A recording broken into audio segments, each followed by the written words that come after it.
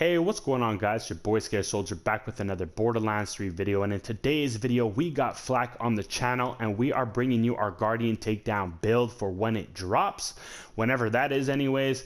But here is the overall setup. Before we get into the video, smash that like button for your boy. I'm trying to get 100 likes on this video, and also subscribe to the channel so you do not miss another post of mine. All right, so let's get into some of the weapons real quick. So what we're using really quickly and most importantly is actually going to be these three weapons over here. Now, more specifically, these two, because these are going to be what's going to hit extremely hard for us for individual targets and actually to get through crowds quite quickly since they hit really hard. So we have the Garcia with consecutive hits, one of Fl4k's go-to weapons. Pretty much self-explanatory. A lot of people who play Fl4k know what's up with the Garcia, but if you don't, the Garcia is a very powerful weapon for Fl4k.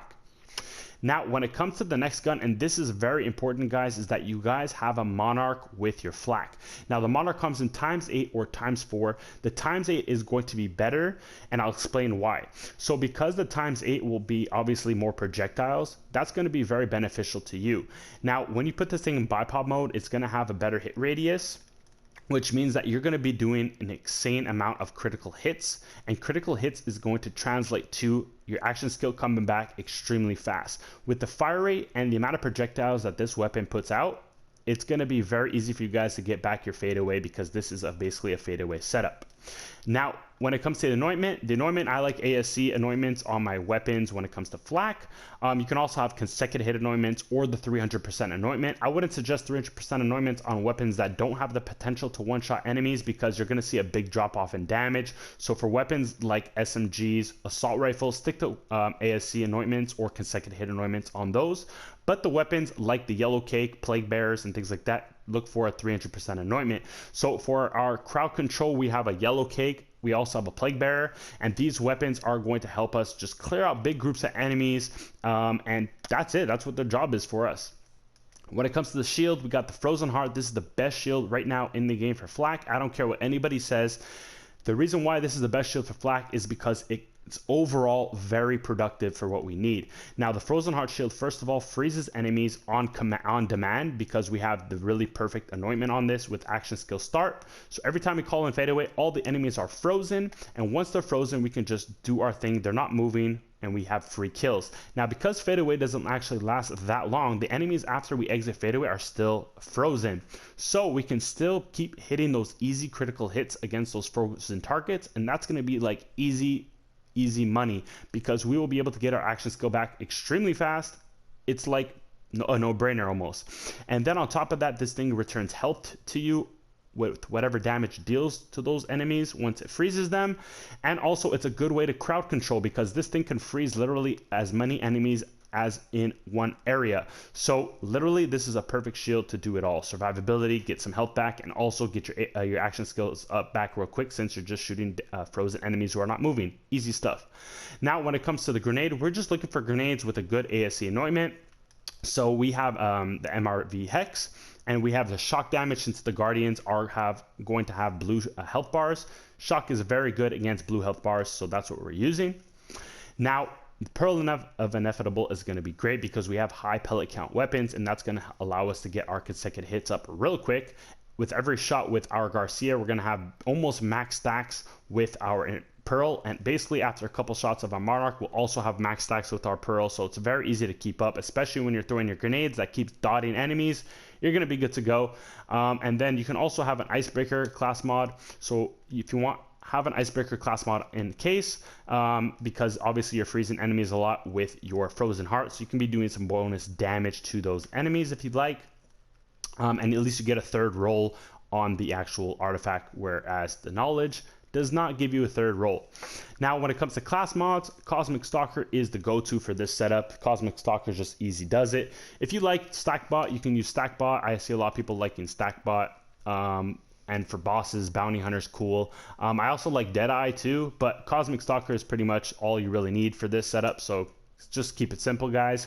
Now, when it comes to the skill tree, here it is real quick. This is nothing you've seen before on my channel, actually. I made some adjustments based on what we needed. So I can break it down quickly for you guys. So what we have here, I'm not going to explain actually the major ones because some of them are just self-explanatory, and a lot of you guys who are watching this are maybe Fl4k players. If you're not, I can do a separate video explaining the whole build. But so what we have here is head count. Head count, since we're using fadeaway, will work.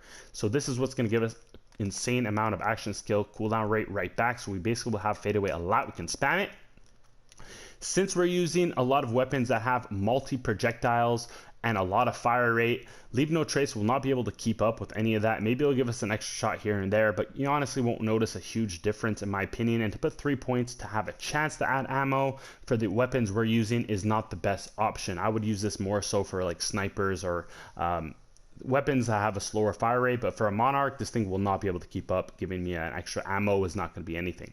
Now, what I noticed though is because fadeaway doesn't last very long, sometimes you spend time reloading, and 2, 3, 4 seconds reloading a weapon is a lot of time wasted in fadeaway. So having a second intention is actually very important, so you can keep running and gunning and dealing your damage while you're in fadeaway. Very important to have second intention, guys. Now we picked a big game, of course, for that damage. Also more damage with the most dangerous game. More critical hit damage, Galactic Shadow, and then Megavore for more critical hit damage. So you're all winning there. We did not pick up 2-Fang because we're using a lot of weapons that have multiple projectiles. This is good for single projectile weapons, but not for projectile weapons. So that's why we do not have 2-Fang for this setup.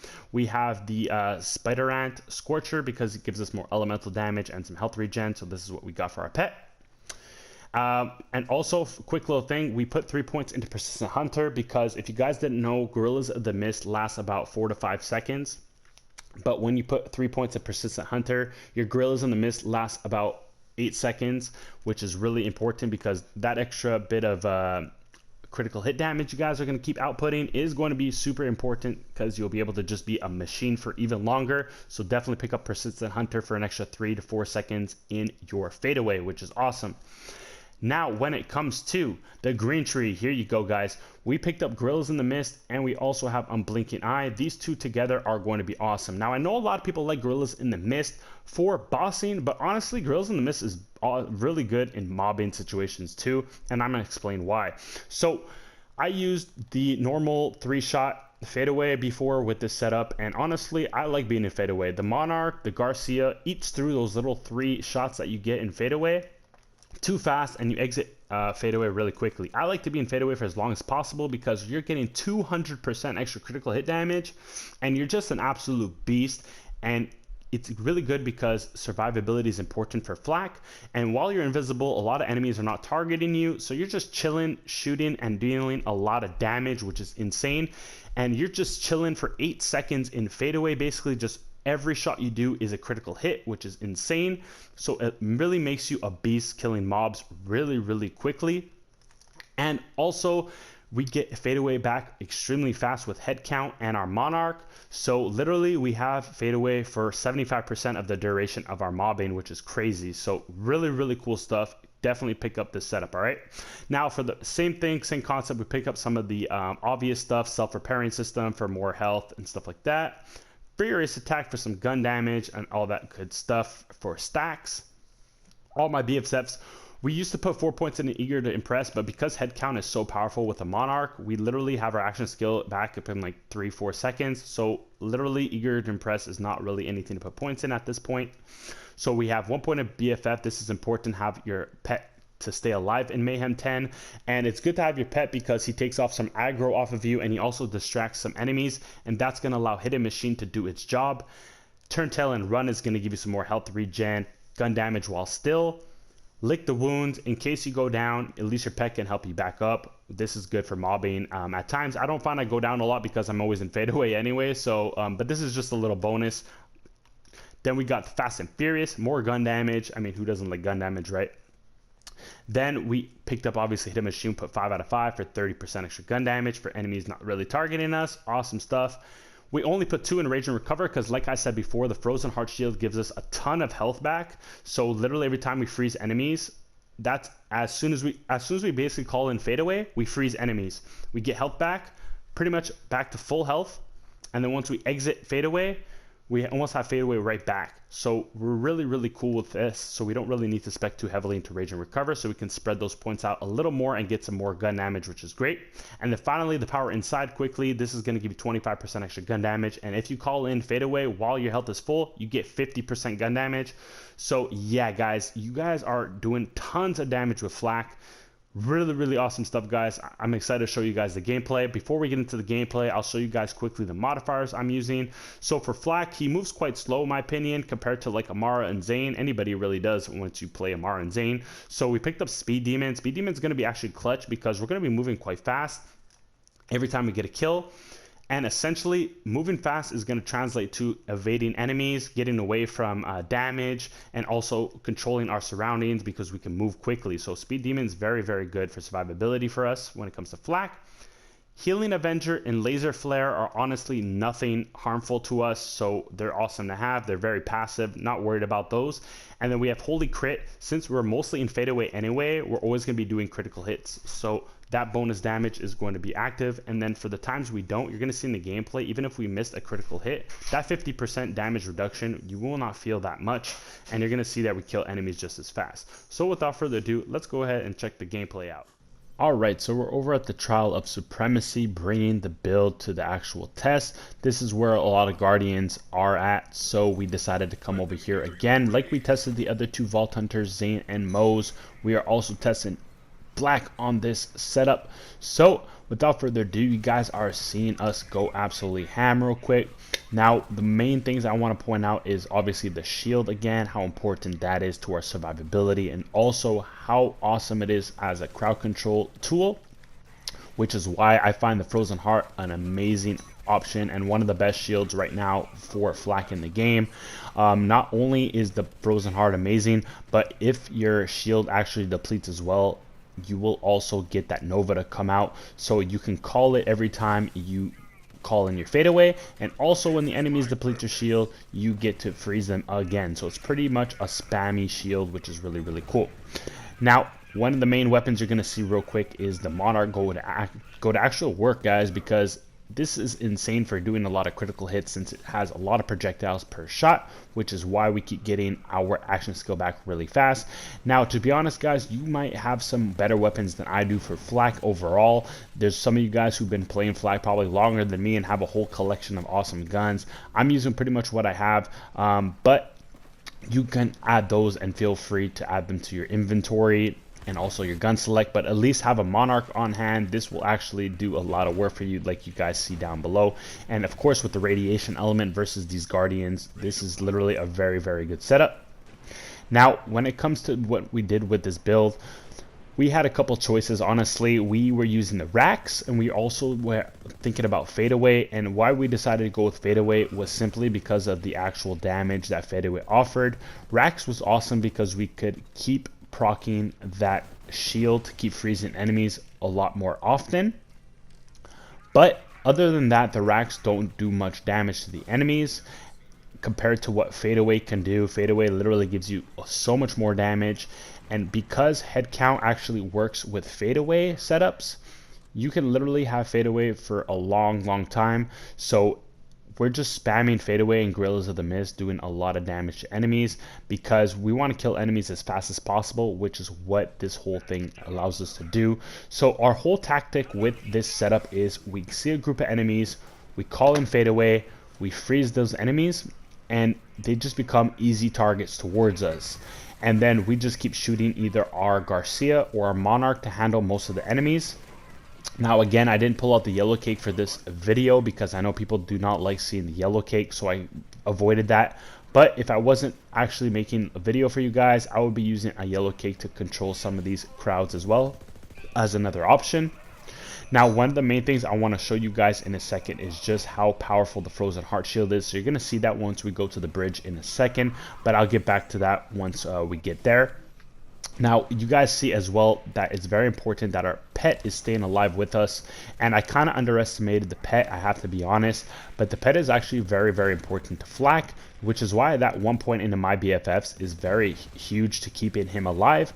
And by keeping your pet alive, he actually takes off a bit of aggro off of Fl4k. He also distracts enemies, And because he distracts enemies for you, by the way, right here, this is where the frozen heart clip is. Look at that, guys. Everything's frozen, then you just go to town, man. Easy work, man. Look at this. Look how OP this is, guys.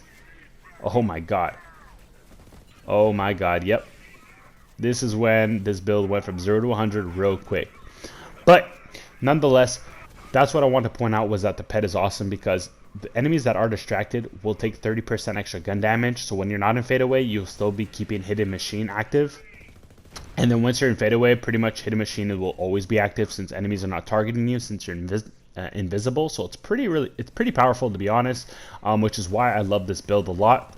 Now Fl4k, obviously, he can be good with crowd control, and that's why I suggest you guys have some RPGs. So make sure you guys have at least a plague bear or a yellow cake with ×2 on it, because that will basically give you the ability to just take out a lot of big groups of enemies. And also because you have fadeaway, your rocket launchers will be doing critical hits as well, so you're going to be doing a lot of damage with those rocket launchers. So make sure you at least have one rocket launcher and have a monarch, and put that monarch in bipod mode, and you guys are all good to go. Now when it comes to the boss, this is also why I really like this setup, because pretty much I would personally use fadeaway anyway when I'm bossing. So if we're doing the Guardian Takedown, there's actually a lot of mini bosses on the Guardian Takedown. So what's going to happen is we're going to be ready for those enemies, dealing maximum damage and also keeping ourselves alive since we'll be invisible, I can imagine. And also probably for the boss at the end, we're going to want to have fadeaway. Now I didn't switch to bounty hunter in this. I was still using my cosmic stalker, so I can only imagine how much more damage I would possibly do if I was using bounty hunter as well for the boss fight. But the boss fight actually goes really smoothly, which I was actually quite surprised when I first took my first couple shots. And yeah, it was a really pleasant surprise. So you guys are going to see that in a second. But again, you guys see there's a ton of enemies on the map, and we're handling them quite well. This is probably one of our first times we went down, and that was kind of our fault. But you see that we're really going strong. Our pet's staying alive on Mayhem 10. He's not dying, which is really cool. And then we just call out our shield, and we get some crowd control. And it's all said and done. We've got one more enemy left, and this build is looking to be great. So I hope you guys try this build out. By the way, you guys will love it. If you guys don't know what to use for the Guardian Takedown, I definitely recommend you guys use this. So now we're over at the boss fight, guys, and here we go in fadeaway. Let's rain on this guy real quick. And that's why I love gorillas in the mist, because imagine if we only had 3 shots. Fadeaway would have been done already, and then that would have been it. But we just kept spamming shots at this guy, which was insane. We got fadeaway back right away because of that monarch doing all those critical hits. Missing a couple shots because this guy keeps moving, but that's okay. We'll hit him in a second. He'll be all gone, and that's it. He's history. So pretty awesome build, guys, overall. So don't forget to smash that like button for your boy if you guys enjoyed the build. And if you guys are going to try the build out for yourself, let me know in the comments down below. But with that being said, it's your boy Scared Soldier signing out. Peace.